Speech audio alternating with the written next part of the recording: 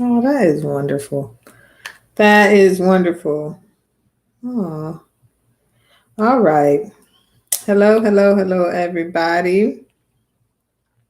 If you're out there, today is day 37. Apparently, today is day 37 of I don't know how many days, but let me share what I learned today. So if you watch this later, you'll know something. Number one, I shall be coming on at 9 o'clock every day.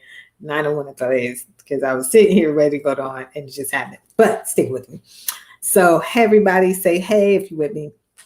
So today's lesson, I'm going to get to it. If you're wondering why I'm so sweaty, it's because I just came back from a long walk and it was a much longer walk than I imagined.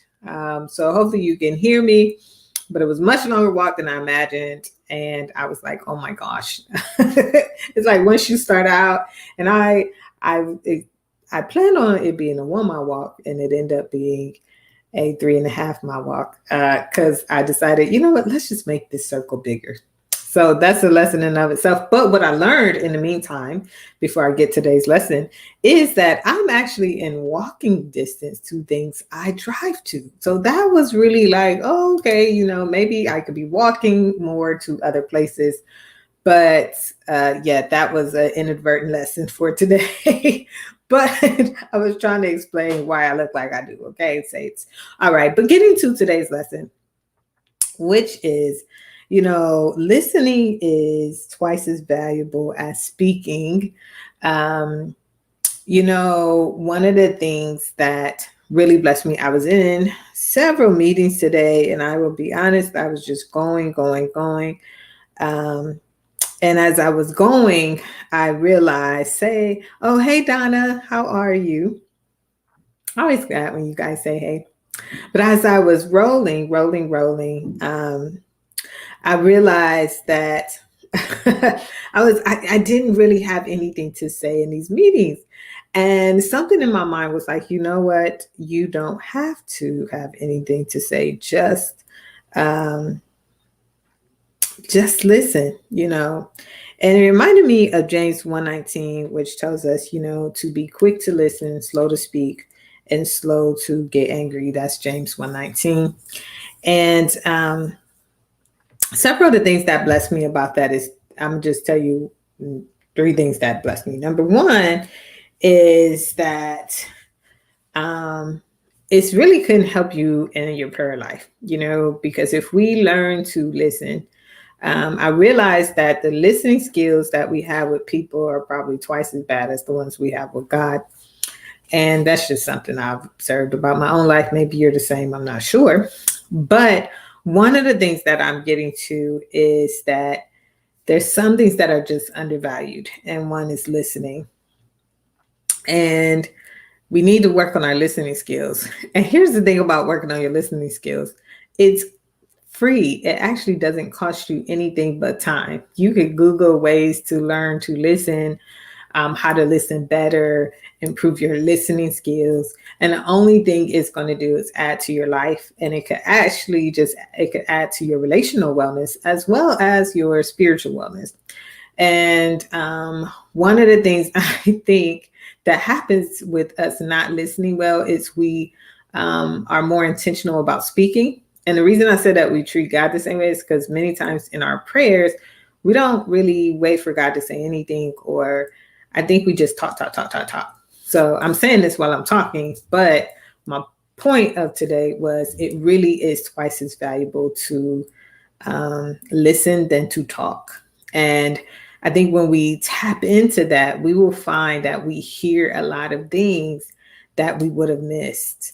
It helped me today. I was listening to Maverick music. I love Maverick, of course, like many other people, but they have a new song out with Elevation. It's actually not that new, but it's like there's this part where they're like, man, I'm gonna wait on you. Like, I'm gonna wait on God. And man, it's so good. While I was taking my extra long walk, I just kept listening to that song and it got into my spirit. So that's actually a double lesson for today, maybe a triple lesson, because I think that if we listen to something repetitively, it can help us. Like sometimes hearing it the first time is not good enough. Like that comes with the word. And also, I think with other people, so we got to dig in. We got to work on our listening skills. And like I said, it's twice as valuable as speaking, because that's where sometimes our greater ideas will come from. Feedback comes from, hearing different sides to things. And I really do think that we say we're good listeners, but we can always be better listeners. And so one of the things is like in this season, one thing I'm pressing towards is being a greater listener, a greater, simply that. Like if you get through the season, well, when you get through the season, at the end of it, one of my major goals is to be a better listener. And here's 3 things I realized that can work with God and people. The first one, if we're going to listen better, there's 3 things. Number 1, give the person 100% of your attention. And I know in a world where we like to, multitask, if that's the thing. Most people don't multitask well anyway. They think they do, but they don't. We're going to miss something. And what I learned recently was if you listen intensely, you may only have to listen twice as long. So sometimes, like if you're in a meeting with somebody and you're multitasking or something, that meeting will take twice as long. And so you're actually not saving time by trying to do multiple things halfway, when you could be doing one thing fully, and that's engaging in with the person and giving them 100% of your time. So that's the first thing. The second thing, which I think is very important, is, being attentive. That was the first one. The second one is really just being present. One of the most annoying things is people who are trying to be in 2 places at once. That only works with God. Okay. There's no way you be in 2 places at once. So we'll try to be on the phone. We'll multitask. We'll have be on, be texting, trying to be in a meeting, out of meeting. And I mean, there are circumstances where that has to happen, but the reality is you don't really need to be in 2 places at once. And so being present is a major gift. We talk about the gift of presence, but this week I challenge you to really be present with people. That is a major, major, major gift, is to be present. So 1 is be attentive. 2 is be present. Here's the other secret thing. Be quiet. Okay. There, I said it. Just be quiet. There's one way, unless the person needs feedback, like really hold back. It's like, when I say be quiet, what I'm saying is like, you can be like, but not like interrupting with your ideas or things like that. There is something to be said to be an active listener and give a person feedback and sum up what they're saying. But I'm just talking about listening skills today. And one of the 3 ways to improve our listening skills, 1 is to be present. 1 was to be attentive. 2 is to be present. And 3 is to simply be quiet. Because a lot of times we try to offer ideas and things. We'll try to fix somebody's situation that they didn't ask for our help with fixing. And so that's one of the things I'm learning. It's just like, let the person ask you for help or ask to offer help or advice. But a lot of times people just want somebody who will listen. Now, there are limits to this. I'm not talking about people dumping on us or things like that, but I am talking about the gift of a great listening encounter and gifting somebody with that, because it is truly rare these days. So what is something, I'll challenge you to add something to the chat of something that you are learning about listening. So go ahead and put that in there. Hey, Constance said, I'm trying to unlearn multitasking. It ends up messing with my anxiety more because no one thing is finished. That is so true. So what I've learned is to put a cap on conversations, believe it or not. Some people, if I haven't talked to you in a while, we may have a long conversation. But what I've learned is to set timers on things and to not start so many things. But today's not about finishing. But I understand what you're saying, Constance. Yeah, that's one of the things. It's like if I'm trying to do multiple things, then I'm gonna get multiple things done. And really, like I said, you end up spending twice as long to do half as much at the end of the day. And but listening, I'm telling you guys, if you really, really, really want to improve relationships, work on listening. It is amazing, and it'll do wonders to friendships as well. And amazing in our relationship with God is to learn to listen. And we know it's not always an auditory listen, but it could be a listening to and a discerning listening, like to impressions that are on your heart, thoughts in your mind, and being able to discern the voice of God that way. But we never know if we treat God like a target to just throw ideas and words at, and hope they land. But rather to engage in a relationship and to allow God to speak to us. Like, I know that was God using that song today to really, really, really bless my life, because it did. I probably listened to that like so many times, and I realized I was singing out loud, and I was like, I'm one of those people who sing. I don't care about notes. Nobody's recording me. I'm not trying to get a record deal. So I just was singing whatever was coming out. To this day, I don't even know. But the point was, I was just really blessing my soul to be able to hear what was coming through. And I had never heard that song that way. And so I encourage us to listen. I encourage us to meditate more. And one thing I did, I was looking up listening skills this past week to share with a group that I work with. And I was talking to them about, I'm going to talk to them about listening. And so one of the things, pieces of advice was, it said, visualize what is being said. Like, put it in the pictures. But for people like me, that may be like the wrong thing, because I have an active imagination. So who knows what will happen if I start visualizing what people are saying. I will be like off in some rabbit hole. And they'll be like, what are you saying?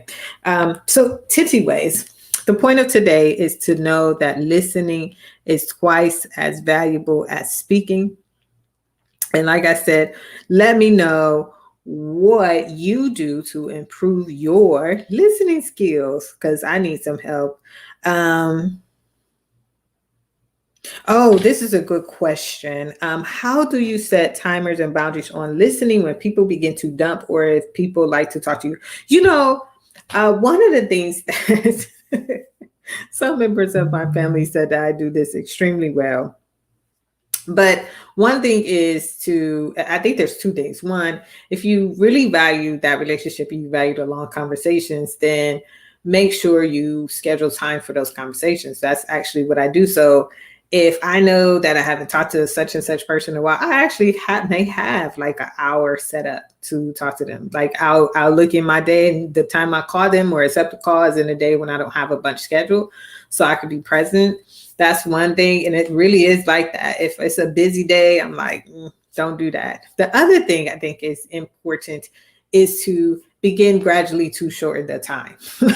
So it's not just like, if you usually talk to somebody for 2 hours, I wouldn't suggest just giving them 5 minutes, but maybe just begin to shorten the time that you spend. And then also just learning, because both of you need to relearn something. Sorry, buddy, that's my phone coming through. But both of you need to relearn. Like, it's not just you, but it would be them. But you can reteach both of you by, like I said, kind of working on shortening that time, and then literally setting a timer, like putting in your schedule. So when you say to that person, hey, I got to go to a meeting, even if the meeting is just with yourself, oh, hey, I have something coming up. It is, because the close of that meeting, hey, I got to go, I have to go. That's kind of what you have to say. And you have to be able to limit it and schedule the time later. So it really is simple as that. That's what I learned to do with people, is if I know I only have 15 minutes with that person, I'll tell them, hey, I got something in 15 minutes. And even if that something is the end of that phone call, it's true. And hopefully you can put that into practice. And to just be prayerful and to be present with that person in those 15 minutes. That's the suggestions I have, because that's what's worked with me. I'm going to be honest with you. Like I said, it's not always easy, but it's true. These are things that I do and it actually works. So once again, if you are like, man, that's a great question that was asked. If you're like, you know what, how can I shorten those conversations? That is really a way that I've learned to shorten them, is simply to put something on your calendar and literally say, hey, I have something in 10 minutes. I have something in 15 minutes, something in 20 minutes. And so keep that something. And it works. Now, if you're listening and I say that to you, it doesn't mean. Let me say this. I just thought about this. If you're listening and I say to you, I have something in 20 minutes, listen, my schedule is crazy. So I literally probably do have something in 20 minutes. I don't want you to be like, she get me, I'm talking to one. That's really not it. It really, I'm sorry. I just thought about this. It really is probably that. It really is. I'm not even speaking right English anymore. It really is it's probably a situation where I really have something on my calendar, but you will never know.